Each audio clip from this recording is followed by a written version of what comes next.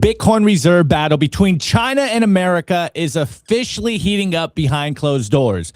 A U.S. military general was in a Senate hearing this week, and he might have accidentally confirmed the secret war happening over Bitcoin. Look, we've made videos every day on this channel for 6 years, and this is the first time we've seen a high-ranking military official talk about Bitcoin so publicly. Let me play you the clip. I actually have two clips, one from Tuesday and then one from yesterday. We're going to start where the story begins. The official first one, here it is.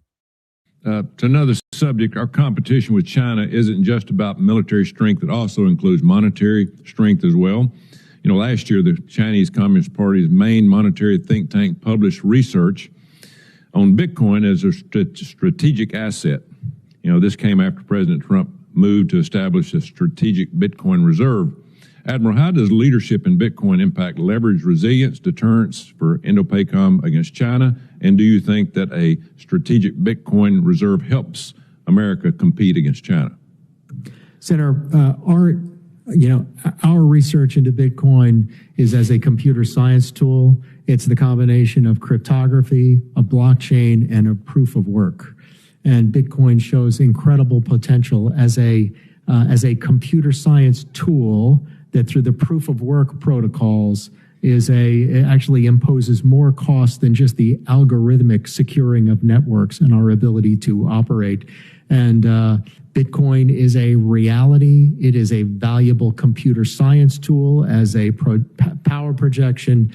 And outside of the economic formulation of it, it has got really important computer science applications for cybersecurity.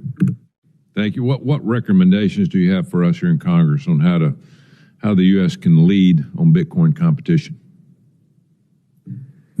I'd have to go deeper on that with you for the record, and I can go deeper on that case. But Bitcoin is a reality.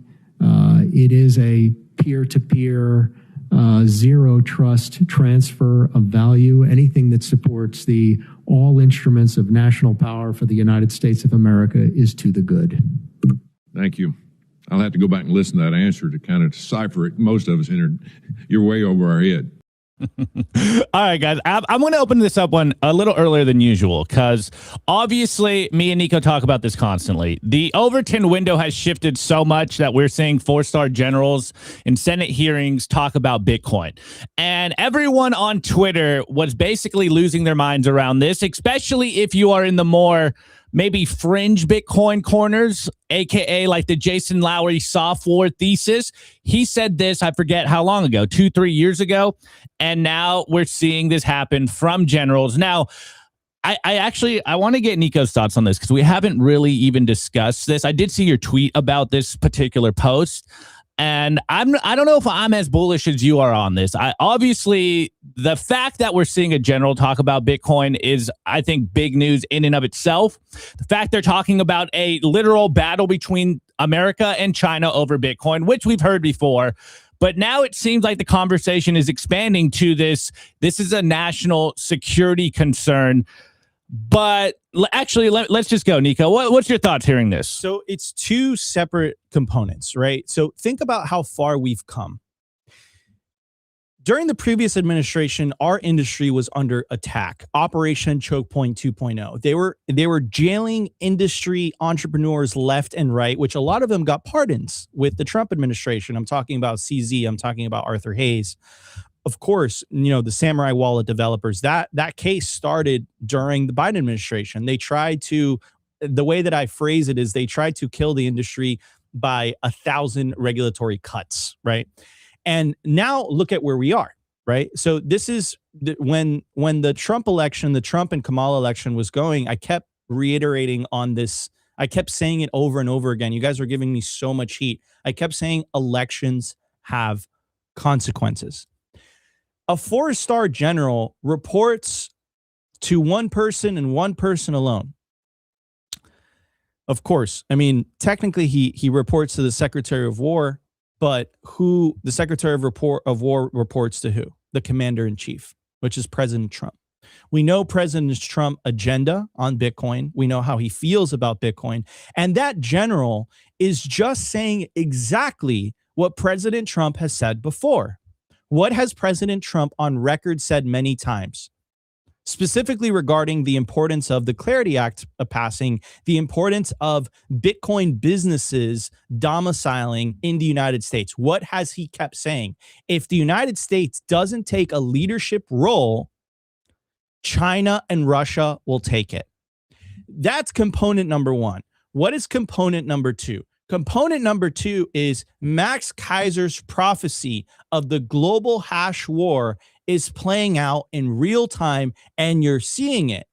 And it's, very poetic that, again, you have a military general, 4-star general. It's not technically the highest ranking. Technically, a 5-star general is the highest ranking, but there hasn't been a 5-star general since World War II.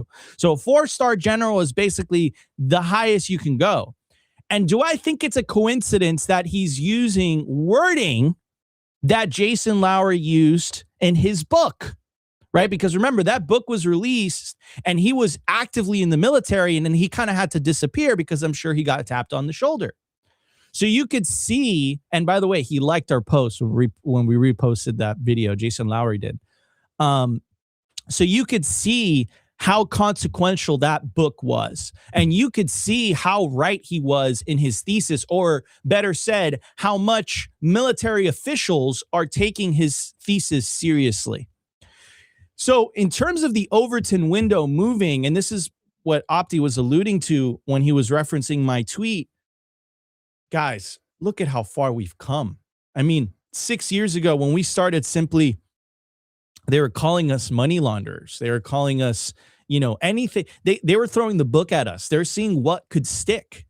And over this 6-year time period that we've been making content, technically it's 5 years, it's 6 years in July. We have the first pro-Bitcoin president that signed a strategic Bitcoin reserve executive order and did it. And he was very public about it with Elon and Howard Lutnick next to him. And now you have congressional hearings where you literally have a 4-star general going out there. And of course, both parties, you can clearly tell they're not very well versed on Bitcoin. But if you read in between the lines, what that 4-star general basically said, that it's a matter of national security that the United States has some skin in the game as it relates to Bitcoin. He was 1 inch short from saying it's a matter of national security that the United States has Bitcoin as a strategic reserve. He didn't go that far, but he sure as hell alluded to it. And not only that, the way that he described it, and he was very political in his phrasing, right? Because anything that he said that overstepped, he would have, he would have exposed himself politically speaking. So he was very conscious of how he was phrasing that, and how he phrased it was like, this is a computer science thing, right? We all know that Bitcoin is not just a computer science innovation. We all know that it's not just a financial innovation. Bitcoin is a revolution, fundamentally. And now that revolution, that bottom-up revolution, because it's not a top-down revolution, it's a bottom-up revolution, and it started with people like me and Opti that had no other choice but to essentially bet the house on Bitcoin. And now it's gotten to the point where Bitcoin's market cap is so big, Bitcoin's censorship-resistant properties are so important, Bitcoin's absolute scarcity is so important that it's becoming part of the geopolitical conversation. 2 weeks ago, Iran, which the United States is currently at war with, or, there's a ceasefire apparently, whatever, was asking for the tolls to be paid in Bitcoin for ships to pass the Strait of Hormuz. They weren't asking for the Iranian currency. They weren't asking for US dollars. They were asking for Bitcoin. So The global hash war is here.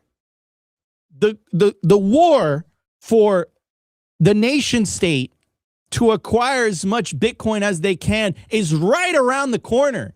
He's alluding to it. All you have to do is pay attention. All you have to do is pay attention. And if you connect this with everything else that's happening, you have Morgan Stanley going on and basically saying, hey, look, the Morgan Stanley Bitcoin ETF was the most successful ETF we've ever had. BlackRock said the same thing. The Bitcoin conference, which is next week, just announced that Kash Patel, the head of the FBI, is going to be making an appearance. You have the head of the CFTC making an appearance. You have the head of the SEC making an appearance.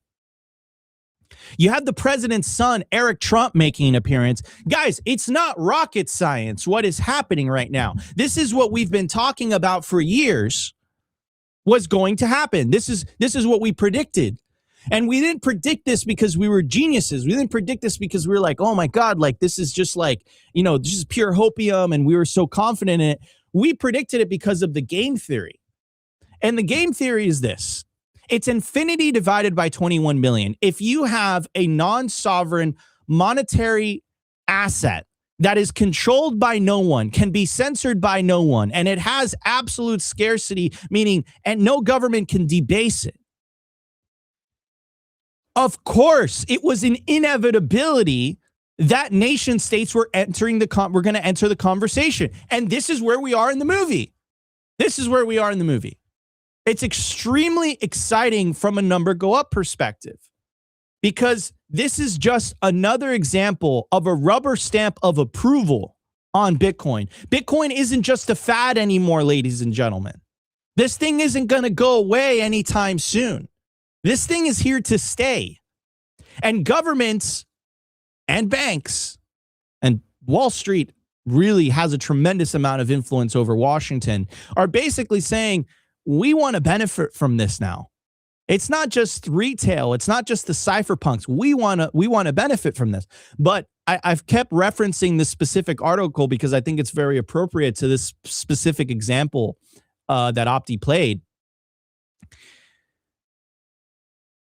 What these nation states and what these governments and what these institutions and what Wall Street doesn't realize is that number go up technology and freedom go up technology are inextricably linked. The more they legitimize Bitcoin, the more Bitcoin becomes legitimized in the eyes of the world, right? Because I know we kind of live in this echo chamber and not all of us tune into Simply Bitcoin every day. A lot of people are still listening to legacy media. Well, guess what? If you're listening to legacy media, that type of clip is the type of clip that will start being played on legacy media.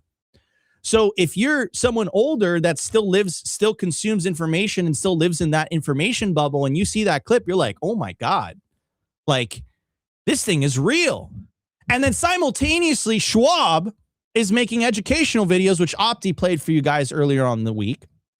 And they're basically telling you the same thing that BlackRock told you about Bitcoin being an essential part of your portfolio.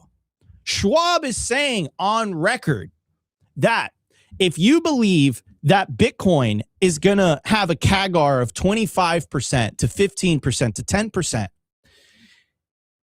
you should have Bitcoin in your portfolio. It's not only you should have Bitcoin, you should allocate 20 to 10 to 15 to 5% of your portfolio to Bitcoin. That is absolutely bonkers. And all of this is happening in the bear market year. So you just have to read the writing on the wall, ladies and gentlemen. You have to read the writing on the wall and you have to come to a conclusion yourself. It's very obvious. I can connect the dots for you guys, which I tried to. I put all these pieces together, but like, it's very obvious where this is going. If this is happening now, and this is what I said in my tweet yesterday, and the tweet did pretty well. If this is happening now, imagine 5 years from now, because 5 years ago, we were othered. We were conspiracy theories. We were basically on the level of Alex Jones, right? If you brought up Bitcoin to traditional finance, they thought you were a kook. Now, the government, the president, the president's son, and now the military, on top of Wall Street, is all saying the same thing. This thing isn't going away, and it's actually a matter of national security that we take this thing seriously. So, all of that being said, none of this was true when Bitcoin was at $126,000 per coin. So right now, all of these things have developed, all of these things have played out, and Bitcoin's at $78,000. Question for you guys, not financial advice. Where the hell do you think Bitcoin's going to be 5 years from now? Where do you think it's going to be after listening to a clip like that? And I have more clips for you guys, by the way, during the show, during the numbers segment. It keeps going, right? There's Kevin O'Leary going on TV saying the same thing. It's like, this thing's going up. We have more senators saying the same thing. Guys, this is what winning looks like. We've not only got a seat at the table in Washington, D.C., we've got a seat at the table in Wall Street. And I don't think what Washington and I don't think what Wall Street has realized, and I think that Wall Street tried to co-opt Bitcoin, but as Max Kaiser has always said, you don't change Bitcoin, Bitcoin changes you. And I think that's what really makes me so excited, right? And I always talk about revolution. I think revolution has this like, you know, it has this like, you play this like little video in your head of like people with pitchforks and torches, and they're like, you know, outside the palace, and they're like, we want change. This is a different type of revolution. This is a peaceful revolution. This is a peaceful monetary revolution that is going to benefit the individual. And no revolution in human history has really done that. It's always been a revolution where there is a regime change, but the people that really benefit when there is a revolution are the elite. It's always the elite. It's never really the people, right? So, not all of them, but most of them, I would say. So this has me extremely excited. This is vindication, guys. This is what happens when Schwab denied Opti, and now Schwab is saying, "Hey, we're going to offer spot Bitcoin trading." But you know what Opti's saying? I don't want to even open an account with you anymore. I'm still too broke. That's not true. Wait. I do like. Look, I totally get the importance of this flag being planted. Like, you know, I guess the big soundbite for me out of this 4-star Admiral is Bitcoin is real. Obviously, for a lot of people, they might still have this idea of like, oh, you know, magic internet money. But personally, and I haven't read Jason Lowery's software thesis. It never really made too much sense to me. And I think this is where I'm like, when I don't want to say confusion, but when I watch this, I'm like, it sounds like some buzzwords. To me, I still don't understand what he means by, you know, Bitcoin's going to be a national security, cybersecurity layer. I'm like, what is he saying here? Like, how is getting hash rate a cybersecurity layer? Is he talking about getting enough hash rate so that American transactions don't get censored, or so that we can censor our enemies? That's where I'm like, it sounds like buzzwords to me. Like, I get it's a big statement, but I'm just like, what is he talking about? I don't even. Am I crazy, guys? I don't think they even know fully what. Yeah, that's my point. That's my point. But that's not that you're missing. You're missing the sauce. The sauce. No, I get the sauce, but I'm just like, my volume. I can't hear myself. Oh yeah, I got it. Thank you. But the signal here is the fact that not much better. Thanks, bro. The signal here is the fact that they're talking about it in the first place. That's I agree. I agree. 100%. I agree. Like Larry Fink goes on, you know, Legacy Media, and he's talking to you about, you know, this non-sovereign alternative and how Bitcoin is, you know, he's talking his book, but like, does it really matter that he completely understands what he's talking about? I mean, preferably, right? I mean, like, no, seriously, like, did you know what Bitcoin, like, I'm going to ask you. No, obviously. Did you know what Bitcoin, it took me at least 2 years to fully understand Bitcoin. And I've been in this industry for a decade, and I'm still falling down the rabbit hole because, like, Bitcoin, and Hafa Seguri says this, Bitcoin is multidisciplinary. So it requires multiple disciplines for you to fully understand Bitcoin.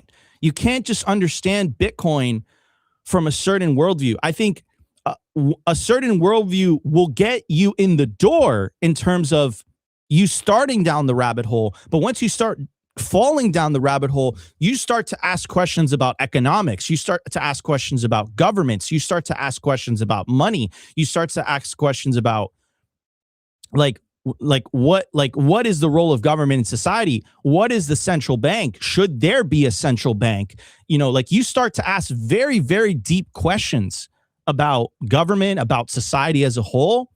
And the fact that these conversations are now being had at the levels of which they're being had. Yeah, I agree with that. Is insane. And I'm telling you that in 5 years, Opti, you're saying, oh, they don't really kind of know what they're talking about. I guarantee you that in 5 years, brother, they're going to sound like Simply Bitcoin when they go on that mic. I doubt it. That 4-star general is going to be like, yo, Bitcoin or slavery, bro. Highly doubt it. But let's, on that note, to make my case, let's play the second clip that came out yesterday in regards to the Senate hearing with this 4-star admiral.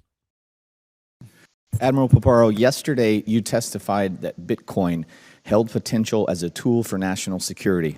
Recent research from the Bitcoin Policy Institute estimates China has approximately 194,000 Bitcoins, while the United States has approximately 328,000 Bitcoins. In this era of digital competition, would it be to our strategic advantage to maintain a lead in this regard as we do with other strategic resources like gold and oil? Sir, our interest in Bitcoin is as a tool of cryptography, a blockchain, and reusable proof of work as an additional tool to secure networks and to project power. And so I think this protocol is here to stay. I think the computer science of it has direct implications for the projection of power, not financial, but from a computer science standpoint, from the securing of networks. And so I am supportive of those applications. All instruments of national power are important, but from the military application standpoint, my interest in Bitcoin is as a computer science tool as projection of power.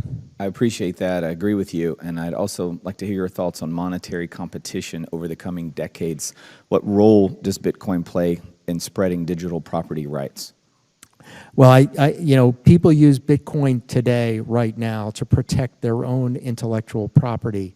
And that's the reusable proof of work protocol that's combined with blockchain for accountability and cryptography for security. And so that's the role that I see for it. I see direct national security implications, and then I'm supportive for anything that maintains our own dollar dominance worldwide. I appreciate that. Do you think we're adequately prepared to counter China's strategic direction regarding digital assets? I think that our recent act with the Genius Act is a great step forward that moves us in that direction. And lastly, I'll ask you, as we continue to craft the NDAA, what authorities and resources does INDOPACOM need to address as respects the national security dimensions of digital assets? Presently, we're in experimentation, so I'll give you a deeper look into that. Presently, we have a node on the Bitcoin network right now. We're not mining Bitcoin. We're using it to monitor, and we're doing a number of operational tests to secure and protect networks using the Bitcoin protocol. I appreciate that, Admiral. Thank you. I yield back, Mr. Chairman. Okay. Guys, the U.S. military just admitted that they're running their own node. Right. So anyone who's not running your own node, you're less of a Bitcoiner than the military. Like, you're lost in the sauce at this point. Right. Check the link down below. Start 9. Like, literally, you can buy a node, plug and play. It's super easy to use. But if you're not, because we run these polls all the time. Like, dude, that's crazy that he said that. Okay. So the other part I want to focus on in that thing is that he sees Bitcoin as a way to project power, right? Which, again, comes from which book? Specifically, sounds very familiar. That projection of power quote comes from the software book. Yeah. Right? So I don't think it's a coincidence that he's using that verbiage. So yeah, I mean, you know what I heard? You know what book it reminded me of? Was our boy Mark Goodwin's Bitcoin dollar system. He specifically said, maintain dollar dominance here. And that's one of the bigger conversations that we've been having. So obviously, I think they're definitely going down the rabbit hole in many respects. I still don't get how running a node is. I don't exactly know what he said, because like I can't really tell what he's saying there, but I guess the point is he's running a node. Look, I'm just trying to understand what they're doing here, and it makes no sense to me. You can't okay, so look, clearly, right, and I understand where he's coming from. Like, Bitcoin takes a while to understand, right? So what I'm focusing on is the fact that the U.S. military just announced, right, or part of the U.S. military just announced that they're running their own node. The U.S. military just announced that Bitcoin is crucial for power projection. The U.S. military just announced that it's a matter of national security. The only thing that they stop short of saying is that Bitcoin itself as a strategic asset is not a matter of national security. Well, he did kind of skirt that question, if we're being honest. He skirted that question, but that's the only thing he fell short on, right? So, and I see a lot of comments about being co-opted. And again, I'm going to continue. You know what? I'm going to actually, I'm going to pull up the article because I think it's extremely fitting for this specifically. And again, shout out to Alex Gladstein, because he wrote this back in 2021. So this article, first of all, he called a lot of this stuff out, right? And he called it out back in 21. 21, guys, was a very different ball game, right? You didn't have nation states. You didn't have BlackRock. You didn't have Wall Street, right? The ETF was just approved in January of 24. This was like the era of like when Nayib Bukele made his famous appearance at the Bitcoin 2021 conference here in Miami. That actually happened to be my first main stage appearance, which is crazy. Time flies. But I'm going to read you some of this articles. I think it really applies. So, in the book 2 of Virgil's epic poem, the Aeneid, one of the most iconic plot lines of classical mythology unfolds with trickery and subterfuge. The Greek forces, having failed to capture the city of Troy after a decade-long siege, attempted an ultimate attack of their enemy, not by strength, but by guile, through a clever plan hatched by Ulysses. In the fields outside of Troy's impregnable walls, the Greek army departs, but leaves behind a massive wooden horse. A lone soldier leads the Trojans to believe that the horse is a tribute to Minerva, the goddess of war and strategy, as an apology for the blood that the Greeks spilled. The Trojans think their rivals have sailed off in surrender, and despite warnings from Cassandra and Laocoon, who gives us the famous saying, "Beware of Greeks bearing gifts," they bring the horse into the city as a trophy of victory. Blinded by zeal, they think it will make them invincible. Little did they know, the horse is packed with armed soldiers who, under cover of night, slip out and open the gates for their comrades waiting outside, who had hidden their fleet behind an island in the nearby sea. The Greeks sack the city and Troy falls, defeated from the inside by its new treasure. So, the meme begins with wealthy individuals, corporations, and soon governments. Mind you, this was written in 2021, all right? So we're not in the soon governments. We're at the governments, which see Bitcoin as glittering digital gold out of self-preservation and greed, right? Now let's play into what is actually happening. What did Trump say? What did that military general say? We need this for power projection. We need this for national security. What did Trump say? If we don't do this, China and Russia will do this, right? It goes on to say, out of self-preservation and greed, they're incentivized to buy, mine, and one day tax this new prize to accumulate the soundest money and gain an advantage over their rivals. What do you think power projection means, ladies and gentlemen? What is power projection? What does that mean? Power projection, what? You're trying to gain an edge over your rivals. That's what power projection means. Bitcoin does, after all, on its exterior, look very appealing. It's the best performing financial asset in the world over the past 12 years. Bitcoin's trillion-dollar success is attracting interest from the rich and powerful everywhere, from Wall Street to Beijing to Silicon Valley. It goes on to say, but Bitcoin is not just number go up technology. Hidden behind the eye-popping gains is a powerful freedom go up technology that its new adopters are, knowingly or not, pushing forward. Number go up and freedom go up are inextricable. That means that you cannot disconnect the two. Bitcoin's decentralized digital cash did not emerge from Y Combinator, but rather was the holy grail of the cypherpunks, a group of civil liberty advocates concerned about how personal freedoms could survive the great electronic transformation of society. Their goals were to separate money from governments and corporations, check the growth of the global surveillance state, and preserve human rights in an increasingly digital age. Satoshi Nakamoto's greatest trick was to animate these aspirations into something that looks like and functions like digital gold. So while yes, Bitcoin gives anyone, regardless of their nationality, status, wealth, gender, race, or beliefs, access to the best savings technology on the planet, it also gives them unstoppable, programmable money that cannot be debased or censored and that fights surveillance and confiscation. Dissidents, democracy protesters, opposition leaders, and independent journalists worldwide are beginning to realize this. So this is what I'm talking about, right?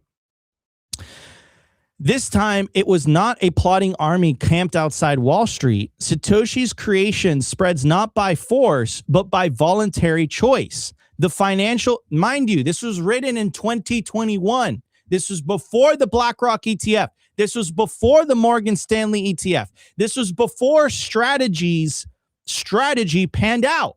This is right when they just started acquiring Bitcoin. This was when Michael Saylor's stock was at $20. So it goes on to say the financial establishment is simply beginning to like the way it looks. It promises great riches, and that is no mirage. It will continue to deliver, but most of the elites do not realize what they are bringing into the inner sanctum. In a world of increasingly centralized control and social engineering, Bitcoin provides a check by empowering the individual at the expense of the authority. Yes, billionaires and dictators can buy a lot of Bitcoin, but they cannot control the system as they can with fiat money. Unlike with the dollar, euro, or yuan model, they cannot tweak issuance, censor transactions, and make special rules or bail out for the aristocracy or perform mass remote confiscation or debasement. Of course, governments and corporations will try to hijack Bitcoin for their own ends. Some already have. The Block Size War is a book that chronicles the attempts of Chinese billionaires and Silicon Valley titans to forcefully transform Bitcoin from a freedom tool into a retail payments mechanism. These attempts failed because the network lacks a single point of control. So this is what I want you guys to understand, is that governments and Wall Street think that they can change Bitcoin. But it's going to be Bitcoin that changes governments and Wall Street. And the Trojan horse is already in the door. This isn't a hypothetical when this article was written in 21. This isn't a hypothetical statement, ladies and gentlemen. When Trump got elected, he literally wrote, and the White House posted this on their X account, BT Dubs. They said, we want to make the United States the Bitcoin capital of the world. And then he signs a strategic Bitcoin reserve with Howard Lupnick, which went on Anthony Pompliano's podcast. And he says, I'm buying tens of millions of dollars worth of Bitcoin. And then to his left, he had Elon Musk, which Tesla is one of the big 7 companies that owns 10,000 Bitcoin. And guess what? Last quarter, they didn't sell one of them. And what was Saylor posting the other day? There are 3 perfect products: a car that drives you, a robot that works for you, and what was Saylor's one? An asset that pays you. And an asset that pays you. And of course, he's talking about the Stretch product, right? So, yeah, man. I mean, this is crazy. So if you guys want to know why we've been right for 6 years, It's not because me and Opti are computer scientists or engineers or we went to these Not even crazy close. schools or whatever. It's because we fundamentally understood the game theory. Satoshi understood something on a very deep level. And I see this documentary, by the way, which, like, guys, if you still think it's important, if you still think Satoshi's identity is important, you're lost in the sauce. It's not important. Who Satoshi is or who Satoshi was is not important. What he left us is important. In fact, it's better that nobody finds out who Satoshi is. It's much better because it remains like this mythological figure. We are all Satoshi, except Craig Wright. So this is where we are. And the question that I have for you guys, because ultimately, if you guys are tuning into Simply Bitcoin, you guys are tuning in for one reason alone. Me? Maybe 20% of you guys are tuning in for the freedom aspect of it. But 80%, I would say, you guys are tuning in from the number go up aspect. So let's focus on that. All right. Alex wrote that article 4 years ago when none of this was true. This is what I said in my tweet yesterday. Where do you think we're going to be 5 years from now, guys? Do you think it's just going to go away? Do you think it's just going to disappear? Hell no. We are just getting started. And like the Greeks, we're inside the walls of Troy. And we're not waiting to get outside of the horse yet. We're still in the horse. I'm telling Opti to be quiet.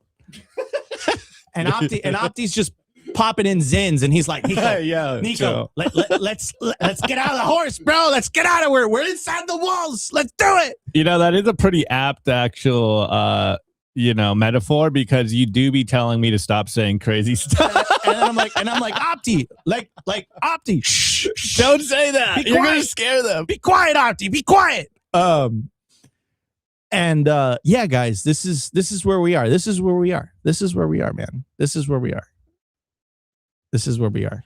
And it's extremely exciting. So I know everyone's like instinctual reaction is to like, Yeah, maybe I'm too much of a toxic Bitcoiner because I'm like, what is he saying? It's like, it doesn't matter what he's saying. It's the fact that he's saying it. like, I know that you guys are just like paying attention to, the price action and all that. But I just want to literally tell you, and I want to give you some homework for tonight, where we are in the movie, guys. Okay? The horse is in the city, guys. The horse is in the city. The horse is in the city. The horse is in the city. The Trojan horse is in the city. And that Trojan horse is Bitcoin. It's Bitcoin. But it's only Bitcoin in self-custody. It's only Bitcoin in self-custody. If you don't have Bitcoin in self-custody, you're not inside that horse. You're outside that horse. Anyways, that's my take on all this. That's my take. That's my take. All right. Well, you'll take it to your grave. I don't know what that means. I don't know what that means. You'll ride it. You'll live and die by that statement. But to your point, though, the Trojan horse is definitely in the building, and I'm okay with them embracing Bitcoin without them fully understanding it, because that just gives us a lot more cover here. So I'm totally on board with that aspect of it. But I don't like the way that you framed it, because basically, like, Bitcoin is a win-win for everybody. It's a win-win for the United States government. It's a win-win for Wall Street. It's a win-win for the individuals. It's not like a zero-sum game. No, I agree with that. I'm just saying, Like maybe it's just my actually Bitcoin maxi, where it's like, I just don't get what he's saying, to be honest. Okay, and again, like, But I'm okay with him saying it. From if you break down the statements, clearly he's not as articulate as Michael Saylor. Okay, fine. But if you parse through the statements and you hear power projection, you hear national security, you hear that the fact that the United States military is running a node, that's a signal. I agree. That's what we should be totally paying agree. attention to, right? So this is a big deal, guys. Anyways, guys, it's gonna be a great show. We still got a ton of content for you guys. Right after the break, we have, again, Scott Bessent going in front of Congress, speaking of the Overton window moving, and he's saying what the general isn't saying. He's saying that Bitcoin is going to be very important for payment rails in the United States. So, like, the Trojan horse is in the city, guys. Freedom is winning. And I understand, like, people's concerns about it being co-opted and stuff like that. But again, listen to Opti of Troy. That's hilarious. Nico has it backward. The Trojan horse equals Bitcoin BTC ETF. What did I say? I said the Trojan horse is people holding Bitcoin in self-custody. I said that. These comments are wilding out today. Yeah, let's keep it moving. Let's keep it moving. All right, guys, we spend a lot of time on this. All right, we're going to be right back after the break. Today's episode is brought to you by Bitcoin Well Infinite. If you're a serious Bitcoin buyer, you've probably hit the same wall. Most platforms make you give up custody just to play by the rules. Bitcoin Well Infinite fixes that. They're North America's only publicly traded, non-custodial OTC desk listed on the TSX Venture Exchange, which means transparent operations and zero counterparty risk. You buy Bitcoin, you take immediate control, period. For trades over $50,000, you get a dedicated executive Bitcoin advisor, competitive spread starting at 1%, and immediate delivery straight to your own wallet. No custody risk, no withdrawal fees, just institutional grade execution with full asset control. If you want to buy Bitcoin the right way, book a free consultation at bitcoinwell.com/OTC or email infinite@bitcoinwell.com. I want to give a shout out to our partner, StampSeed. Is your Bitcoin in cold storage really secure? Are your seed phrases really secure? StampSeed's do-it-yourself kit has everything you'll need for you to hammer your seed words into commercial-grade titanium plates instead of just writing them down on paper. Paper is fragile. Titanium plates are strong. Your words are actually stamped into the titanium plate with this hammer and these letter stamping tools. Once the words are in, they aren't going anywhere. No risk of the plate breaking apart and pieces falling everywhere. Titanium stamp seeds will survive nearly triple the heat produced by a house fire. They're also crush-proof, waterproof, non-corrosive, and time-proof. And now you can customize your titanium seed plates. You can upload your design or logo and they will laser engrave it on the back of your seed plate, the opposite side of where the words are. Stamp your seed on StampSeed and use promo code SIMPLY to get 15% off anything on the stampseed.com store.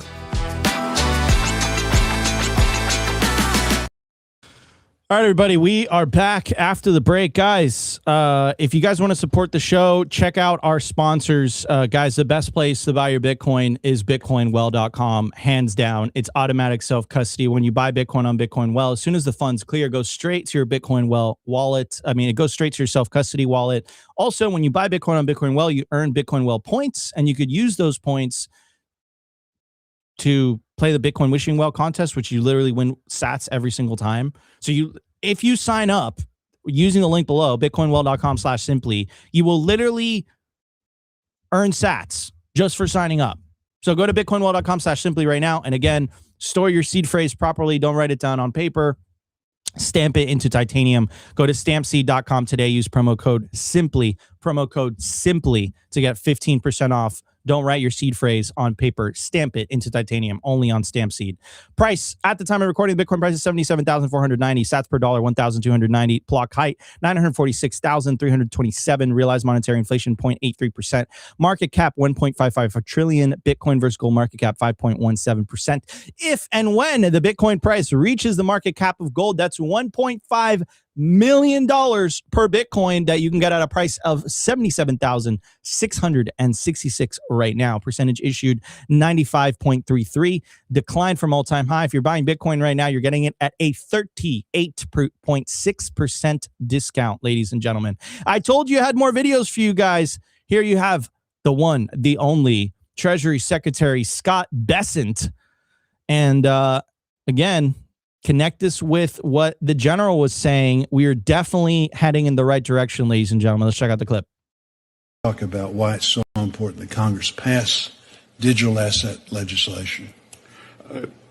Senator, when the United States leads in best practices, safety, and soundness in the financial world, whether it's our banking system, our securities, or now digital assets, it's important for the U.S. to lead for several reasons.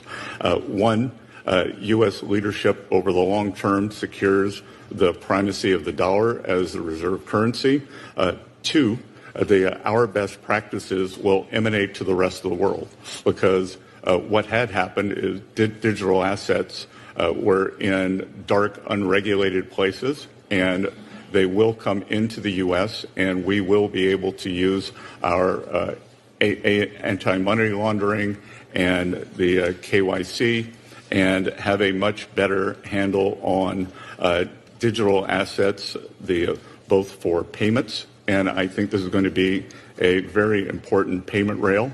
And again, the U.S. has to lead here. We are the technological leader in the world. We should be the payments leader in the world. Very good. And we appreciate your help in pushing that forward.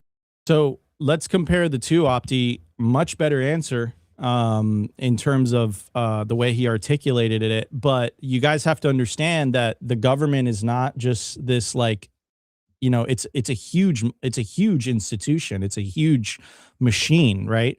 So Satwise Jenks says this is way better than what the general said. Yes, but again, it's different departments. This is a Treasury Secretary, so like obviously he's going to be more well versed on payments and, you know, economics and all of that stuff. The general, you know, he comes from the military. That's his career, right? But they're both saying the same thing, just on different fronts. One is more from a military perspective, and the other one is from an economic perspective. But what Scott Bessent said is, hey, Bitcoin is going to play a key role in payments. That's what he said. So again, guys, like back to what I was saying in the beginning of the show. Where do you think we're going to be 5 years from now? Like, where do you think we're going to be 5 years from now? I remember 5 years ago, it was like the dark ages. It was like we were using a green screen. You know, the cameras were bad. Like we thought we were going to the gulags. Like, you know, the previous administration, you can make a very good argument that the previous administration, they're like Elizabeth Warren's like anti-crypto army. Like you could make a good argument that cost them the election. Right. So yeah, I mean, where do you think you're going to be 5 years from now? Right.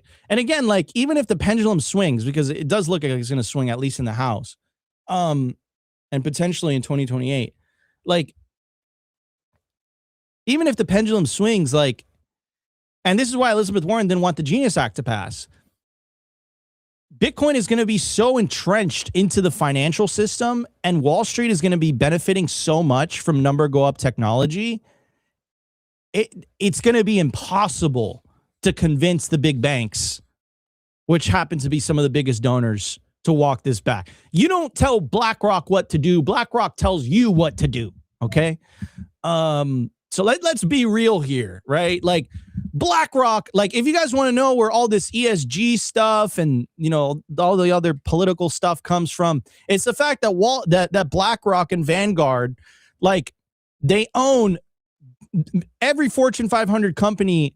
BlackRock and Vanguard basically own a huge portion of that company, right? And they, of course, they hold it. Technically, they hold it on behalf of, you know, their clients and whatever. But BlackRock is the one with the voting rights. So they start making rules and shit. Do you think BlackRock is going to start voting against their bags? Do you think Trump's going to start voting against his bags? Like, like no one is better than their incentives, guys. Like ultimately, like no one is better than their incentives. So like the more Bitcoin infiltrates and the more Bitcoin gets in the door into these institutions that under the fiat standard, they were antagonistic and they seemed like there's this grand conspiracy. I would go down the Jeff Booth. I would go down the Jeff Booth rabbit hole. And he makes the case very crystal clear. He says, listen, it's a system based on coercion. It's a system based on theft. So if you are not a benefactor of the fiat system, which is the majority of society, you're looking at that system and you're like, wow, that system is bad. But it's the architecture of the system. So what happens when you fix the architecture of the system, which I would say Bitcoin definitely does that? Then all of a sudden, your incentives are aligned with the likes of BlackRock, with the likes of Larry Fink. And that sounds so crazy to say. That sounds crazy to say. But listen, all of this only comes true and all of this only plays out if Bitcoin stays decentralized and secure, which means, like, if you're not running your own node right now, the military beats you to it, okay? Like, you should be ashamed of yourself.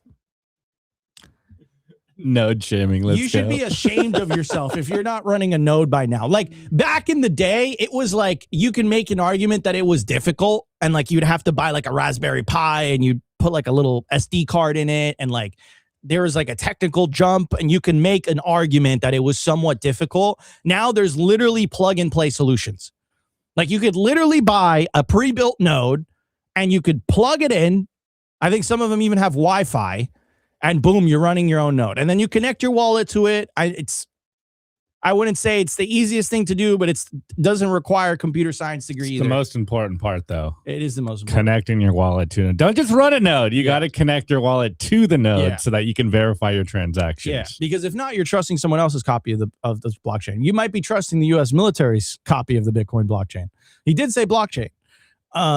So yeah, blockchain. You should be running your own node. You should be running your own node at this point, right? Because this is how we win. We win if enough people take self-custody of their coins, and we win if Bitcoin stays decentralized and secure. If those two things remain true, that's it. Pack it up. Game over. You're against Bitcoin. You're against freedom. Stay away from this. The one thing that I kind of want to mention is 700. Stop. You're disrupting the flow. First of all, obviously Scott Bessent's response was way better than the general's. But Scott Bessent is like an extremely smart financial dude. So I think he really understands what is at stake a lot better than the general. I mean, maybe the general has been listening to Jason Lowry. Maybe they're having these conversations. And obviously, as a military-minded person, that's probably where his mind's at. Scott Bessent is a financial guy. So obviously, that's where his mind is. And personally, maybe I'm not the biggest fan of the framing of digital assets is going to be extremely important for payments, because I think Bitcoin is much more than just payments here.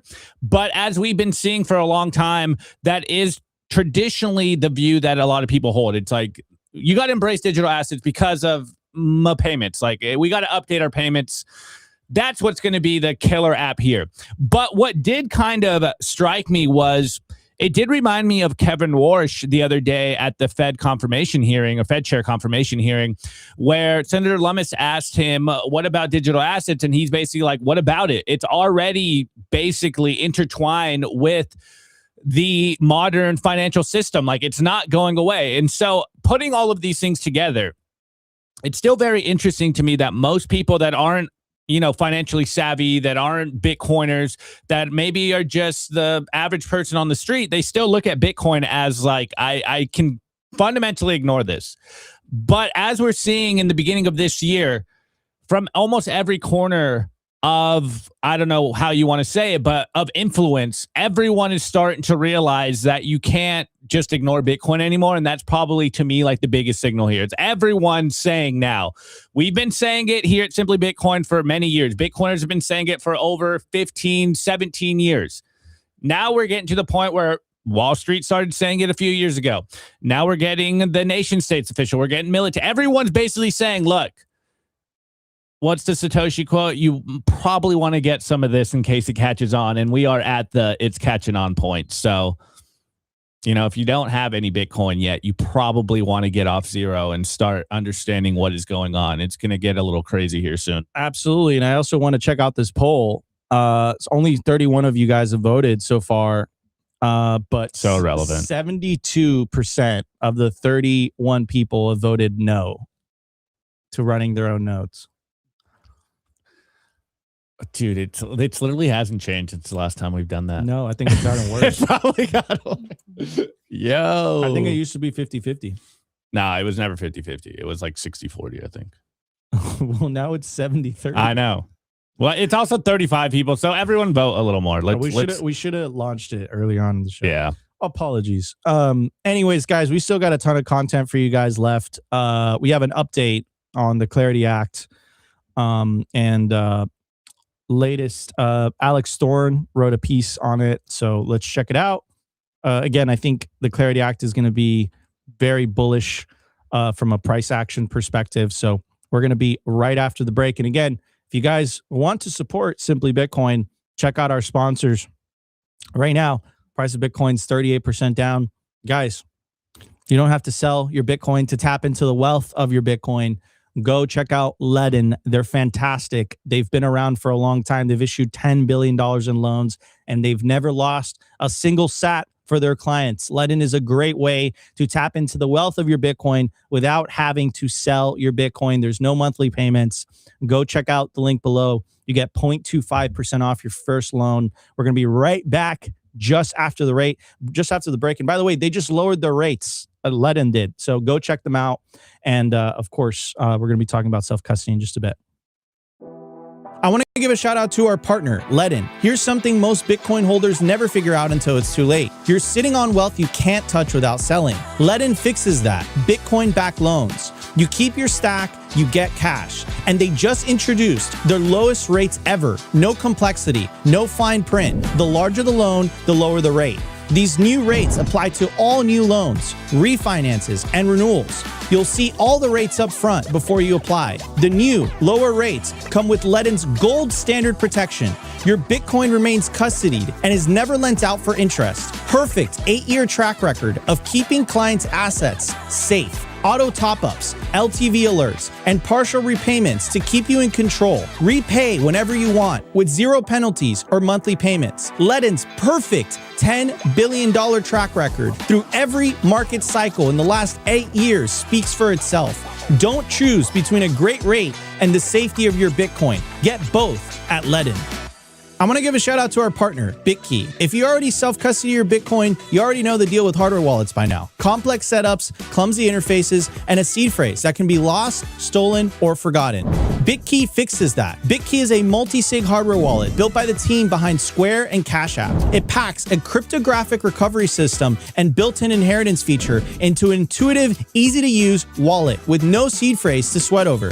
It's simple, secure, self-custody without the stress. Time named Bitkey one of the best inventions of 2024. Get 20% off at bitkey.world. That's BITKEY.world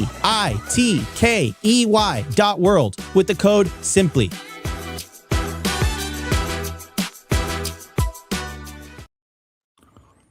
All right, everybody, we're back. I do want to give a shout out to our sponsor, Bitkey, guys. Not your keys, not your cheese. You want to take self-custody of your Bitcoin. The Bitkey literally makes it so easy. All you got to do is you download the Bitkey app. This pairs up with your fingerprint. And all you got to do is you tap the Bitkey with your phone. That's how you sign the transaction. It has 2 of 3 built in. It's built by the same people that built Square and Cash App. This is the real deal. Has inheritance also built in, multi-sig built in. And all you got to do to spend the Bitcoin, tap it. You pair up the Bitkey app with it. Bam, bing, bam, boom. You have self-custody of your Bitcoin. This is what I recommend to friends and family that are uncomfortable with self-custody. Go to bitkey.world, use promo code SIMPLY. You get 20% off, 20%. Fantastic. All right, everybody. So let's check out this article. Opti just made me aware that he covered it yesterday. So I'm going to give it a different take. It's the Clarity Act. So first, I do want to look at the odds. I love betting markets. I think betting markets are very accurate at predicting things because people actually have money on the line versus like polls and stuff like that, which can be compromised for political reasons. But the betting markets right now, there's $500,000 in volume. So it's not tiny. But right now it has it down to 43% of the Clarity Act passing. So let's check out this report by Alex Thorne. Final push ahead. Odds of passage this year are roughly 50-50. Uncertainty stems not from any single issue, but from the number of unresolved questions that must be settled in sequence under severe time pressure. So it goes on to say, with time starting to run out on the 119th Congress calendar, comprehensive crypto market structure legislation is nearing the endgame stage, which we've been reporting over the last couple of months. The Clarity Act passed the House in July 2025 with strong bipartisan support, 294 to 134, and has been the subject of intense Senate negotiations since January. The Senate Banking, House, and Urban Affairs Committee is expected to announce a markup hearing this week, likely for the last week of April. 3 key issues remained unresolved, according to Chairman Tim Scott: stablecoin yield language, DeFi provisions, and securing all Republican votes on the committee. Several additional issues, including the Blockchain Regulatory Certainty Act treatment of non-custodial software developers, ethics provisions related to government officials' crypto holdings, and SEC-related concerns, also remain live and could complicate the path forward. From the Banking Committee markup, the bill must still clear a 60-vote Senate floor vote. This is what I've been telling you guys. And be reconciled with the Agricultural Committee's version, be reconciled with the House passed bill, and be signed by the president. Each step requires time on a rapidly diminishing legislative calendar. Clarity must compete for scarce Senate floor time against the Iran Military Authorization Act, the unresolved DHS funding standoff, and a backlog of nominations. On Monday, Punchbowl reported that Senator Tom Tillis, a key negotiator on the Senate Banking Committee, called for delaying SBC markup until May. If that markup slips past May, the probability of enactment in 2026 will drop sharply. Senator Cynthia Lummis has warned that failure this year could delay market structure legislation until 2030 or beyond. And she's absolutely right. Why? Because, again, that 60 vote threshold is very difficult. It's very, very difficult. Republicans don't hold 60 Senate votes. I think they hold it's like 53. And not all Republicans support the bill too. So it needs bipartisan support. So it needs Democrats to go across the aisle. And who sits on the Senate Banking Committee for the Democrats? Our favorite anti-Bitcoin senator, Senator Elizabeth Warren, right? In our view, the odds of Clarity being signed into law in 2026 are roughly 50-50 and possibly lower, though others at Galaxy are more optimistic. The uncertainty stems not from any single issue, but from the number of unresolved questions that must be settled in sequence under severe time pressure. We spent last week in Washington meeting with key Senate and House members, administration and agency officials, and industry stakeholders to advocate for the bill's passage. This note contains our observations on those discussions, the key outstanding issues, and potential timing. So it is a very long article. I think I'm going to link it down in the YouTube description so people could go into it. I just kind of want to open the conversation between me and Opti after giving the context. So I linked it on Rumble and YouTube for you guys to check it out. But yeah, listen, I've been saying this. I mean, Opti, let's be real here, bro. They passed that Genius Act very, very quickly. And the reason they passed that, Preston Pish, by the way, I have to give a shout out to Preston Pish. He made an announcement. I was going to bring it up this morning, but we didn't get to talk about it. He made an announcement. Preston Pish, absolute legend. He's been a huge advocate for Bitcoin. He's done amazing work. His podcast is incredibly famous. I'm sure you guys are subscribed to it. Preston did make an announcement that he's stepping back from the podcasting game to focus on his family. So from one content creator to another, the Simply Bitcoin family wishes Preston all the best in this next phase of your life, man. Know Preston personally. He's an awesome individual, big fan. So yeah, man. Next man up. That's kind of how the content game, works, man. It is a grind. It totally Yeah, I is a need to grind. step back and to focus on my family too. It totally is a grind.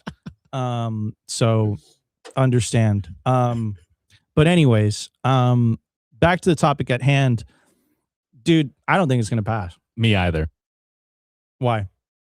Well, it's basically what that report said, and Wait, hold on. I need to finish my thought on Preston. So Preston said this at Baltic Honey Badger.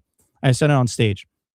The reason the Genius Act got passed so quickly is because it's essentially the propagation of the US dollar, right? Yep. It propagates the US dollar through stable coins all around the world. And of course, that gives more influence and more power to the US government. A crypto native bill, that incentive isn't as clear, right? So there's more hangups. And because the country is so politically divided, and this is where I got a little bit upset with Trump, and with the Iran conflict. I think the Iran conflict took so much attention from his national agenda, and his national agenda is where specifically his base in the youth. And I think the youth got a little bit demotivated, right, with another war starting in the Middle East, because the national agenda is so important. Like, I don't think a lot of people were really. I mean, I don't think the majority of Americans had really. This is what we voted for. I don't think the majority of Americans were really interested in another conflict in the Middle East. So that political capital, instead of being spent towards the passage of the Clarity Act, that political capital was spent towards another Middle Eastern conflict. Now, I love that these comments are hilarious. I can't say this, guys. But someone in the chat says, I don't think we need the Clarity Act. And that's actually interesting because Kent, the CEO of SAS Mining, Bitcoin Mining as a Service, go check out SAS Mining. He came on the show, I think it was earlier on this week, and he said, look, I don't think it matters whether it passes or not. I think Bitcoin's going to be just fine. And regardless of the Clarity Act passing or not, look at what the general is saying and look at what the Treasury Secretary is saying, right? So I think it does provide the problem is that the way that the legislative process works, unfortunately, it's this giant bill that needs to be put together that includes a lot of provisions where like a bill, for example, just to protect self-custody, right? On a legislative level, if they just put a bill on the floor just on that specific topic, I think it'd be a lot easier to pass. So unfortunately, Bitcoin is getting kind of lopped into broader crypto stuff. I don't care about DeFi. I don't care about yield on Coinbase. I don't really care about that. That doesn't really interest me. No, I care about it literally 0%. That's what I'm saying. So it's unfortunate because it's a lot of these things are kind of lopped in, that I think a lot of people don't really care about. If we're being perfectly honest, I just don't think a lot of people care about that, but that's just how the legislative process works. Right. So yeah, I mean, that's my take on this. Opti, what's your take? I know you covered this yesterday. Yeah. And I'm just going to kind of reiterate a little bit of it. And the reason why I don't think it's going to pass is because it has been delayed so much. And I forget the exact time frame here, but Congress isn't going to basically be working on this bill or even considering this bill till, till the midterms happen. Until they're official, that's not how this works. They're basically going to take a break here pretty soon. Then they come back, and then the midterms are basically in full force. And I don't think any new stuff is going to ever be considered on the table. And I think the official, when they really take the longest break is August, but then they take breaks and before that. So damn, bro, we should be senators, dude. No, they don't want me there. No, but these breaks, bro, it's crazy. Yeah, I do need a break. But as we've been covering for a while, it's obvious that the Genius Act got passed very quickly because of stablecoins. Now this is it's been a big contentious battle because the banks don't want to essentially see this happen. And the more I see it delayed, remember, we were supposed to get it literally like this week. Now they're saying we're not even going to get the markup bill till maybe next week, probably mid-May. It's just like that. I don't think it's going to happen. The timing of this is just not going to work out. And I think probably the best clarity we're going to get is the SEC and CFTC rulings, or them kind of, that joint statement, their joint announcements. That's probably the best clarity we're going to get. I think they're going to make it at the Bitcoin conference, because they are going to be. We'll see. The head of the SEC and the head of the CFTC will be at the Bitcoin conference. They just announced the head of the FBI is going to be at the Bitcoin conference, Kash Patel. So that's interesting. Anyhow, did you see that news? Which news? We'll save it for the culture. We'll be right back. I want to give a shout out to our partner, HIVE Digital Technologies. Fueled by clean energy, HIVE has quadrupled its global Bitcoin mining footprint and channels that same scale into high performance compute, where their AI cloud is now ranked #1 in the world for network performance. At HIVE, you've got dual engines, Bitcoin and AI humming, roaring, accelerating in unison. They're lean and mean, they're green and clean, and they're rewriting the playbook on sustainable digital infrastructure. You can catch the latest buzz at Hive Digital Tech or at hivedigitaltech.com. I want to give a shout out to our partner, Sat123.com. Sovereignty isn't just about your money, it's about your communications too. When the grid goes down, most people go dark. Cell towers fail in hurricanes, cyber attacks, and blackouts. But satellite phones, they don't rely on local infrastructure. Iridium has 77 satellites in orbit, giving you a direct line anywhere in the US, even offshore. If you hold your own Bitcoin keys, you should hold your own comms too. Sat123.com also has everything you need to start building your Bitcoin citadel. Starlink, battery backups, Faraday bags to protect your hardware wallets, and much, much more. It's a one-stop shop for anyone serious about resilience and off-grid independence. Stay connected, stay independent, stay sovereign. Go to sat123.com/simply today and use promo code SIMPLY to get 15% off anything on the store.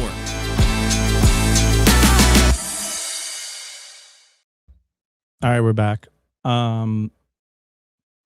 What's the news? What are you teasing here? I mean, the Southern Poverty Law Center. You're crazy. That was some crazy. You're crazy. That was some crazy stuff, huh?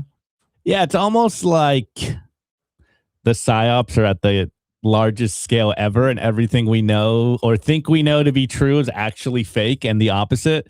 It's almost like we've been saying that for a long time. I mean, I think you guys are just, this is not the show to get political commentary on this one. For reals. But like, what I will comment on it is that, like, I think that's the world under fiat.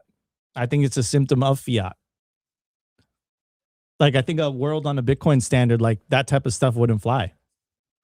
The opportunity cost of spending your Bitcoin to do stuff goes up. The opportunity cost of funding the people that you're supposedly fighting against. Yeah.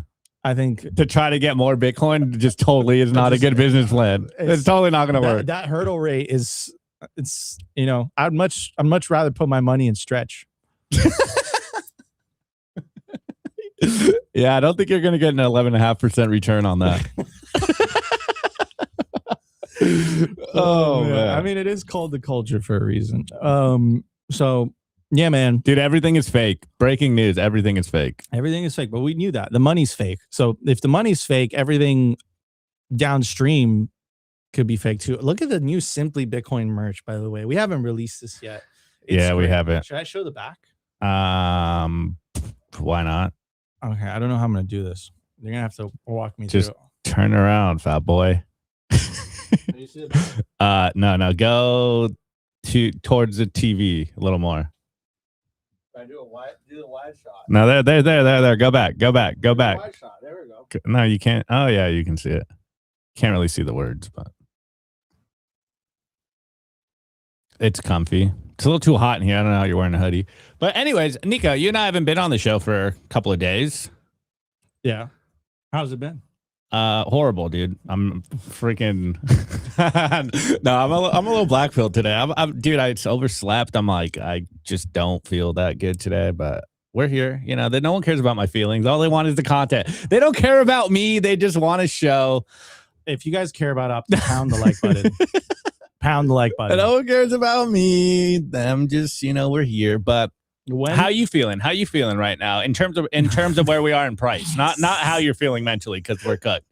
But where are we, Nico? I haven't had a weekend in 2 weeks. I have the Bitcoin conference coming up next week. I'm racing supercars apparently. So excited about that. Guess what I'm gonna be doing this weekend? Whole lot of nothing. That sounds so good. Well, hold on. I have not done that in 3 weeks. I have not had a weekend where like I've just not had to unplug because I had BitBlock Boom the weekend before, and then the weekend before I had like something. Dude, we're decaying in real time. We're decaying. The grind is real. All right, now Nico, over under. Actually, what's your percentage? I'm really going to trigger the chat here. I do want to end the poll though. Hold on. It's 159 votes. I want to trigger the chat here. Shame on you guys. 159 people voted. Are you running a node? 77% said no. 23% said yes. So shout out to the 23%. Crazy. Guys, there's literally a link in the video description, goes to Start 9. You can buy yourself like a pre-made node and it's fantastic. And it's literally plug and play and you're running a node. It's really that simple. If you don't run your own Bitcoin node, I'm just going to simplify this because a node sounds like maybe like kind of like nerdy and like, oh, like, what do you mean running a node? It's just simple. You're running a computer that's running your own version of the Bitcoin software and you have your own copy of the Bitcoin blockchain. That's what a node is. It's that simple. You can do it on any computer. The reason you don't want to do it on your laptop is because it is resource intensive and you ideally want this computer running 24/7, right? So I would recommend getting a dedicated computer that's always running. You can put it right next to your router, right? And it's awesome because no matter where you are around the world, you can open up your Bitcoin wallet on your computer and it connects to your node at home via Tor, right? And that does a couple of things. You're trusting your own copy of the Bitcoin blockchain. You're not trusting someone else's. And then also the censorship resistant aspect of it, right? And then the privacy aspect of it. So like if you are like, for example, you have a balance in your self-custodial wallet and you're connecting to someone else's node, that other node basically knows how much Bitcoin you have. And if you're not connecting it through a VPN or something like that, they know what your IP address is. So like for privacy reasons, another reason that you should be running your own node. And then for the decentralization of the Bitcoin network, you should be running your own node and you should be transacting. It's not just enough running your own node. You should be transacting via your own node. You should be an economic node. So because if not, you don't have a vote. Like it really comes down to that. Like I see people talking about core versus knots, right? Like you don't have a vote in that if you don't have your own node, because you can't choose which version of Bitcoin you want to run. Like it just comes down to that. It's very black and white. My explanation is way easier. If you don't run a node, you don't know if you actually own Bitcoin. Like full stop. You got to verify that you actually own Bitcoin. The only way to do that is by running a node. It verifies that you own Bitcoin. You're never going to get rug pulled. What is this That's Nico hate? Nico would try to pay the Iranian toll. Dude, that's just a good comment. That's just a great comment. Oh, man. Oh, man. That is hilarious. It's like top 10 comments. Yeah, that's a good one. It's a really good one. Also factual. All right. I didn't even know Litecoin still exists. I didn't even know that was a thing. I thought Litecoin was like, I didn't even know that Litecoin is like a thing. There's still a Litecoin army out there, bro. Yeah, like where are they? I don't know. Like who? Like I can't. Like who are they? Like I want to meet even the guy, the creator of Litecoin was like, I should have just bought Bitcoin. He's like, I'm dumping on you guys. I'm buying Bitcoin. I should have just bought Bitcoin. That's hilarious. Anyways, before we wrap up today's show, I have mentioned the Bitcoin conference a couple times. I will be there next week. I hope to see you guys in person. It is the biggest Bitcoin celebration of the year. If you haven't already done so, get your tickets now, ladies and gentlemen. And if you use the promo code SIMPLY, again, promo code SIMPLY, scan the QR code or check the link in the video /podcast description. Bitcoin 2026, Las Vegas, Nevada, April 27th through the 29th at the Venetian Hotel. Promo code SIMPLY to get 10% off your tickets to Bitcoin 2026, the largest Bitcoin conference of the year. You're not going to want to miss it. So I hope to see you guys next week at the Bitcoin conference. While I'm at the Bitcoin conference, Opti will be holding it down here. Negative Nancy. Dude, I'm a little blackpilled today. I need to take a burnout. Yeah, I need a content. You know what I've been realizing? Every time I'm burnt out, it's just the biblical advice of just go take a nap and eat some food. And you'll probably feel better. That's where I'm at right now. I need to eat some good food and take a nap. Yeah. Anyways, we love you guys. Smash the like button. Consider subscribing. And we'll see you tomorrow for another episode of Simply Bitcoin Live. Today's episode was brought to you by BitcoinWell.com, a Bitcoin-only platform on a mission to enable financial independence.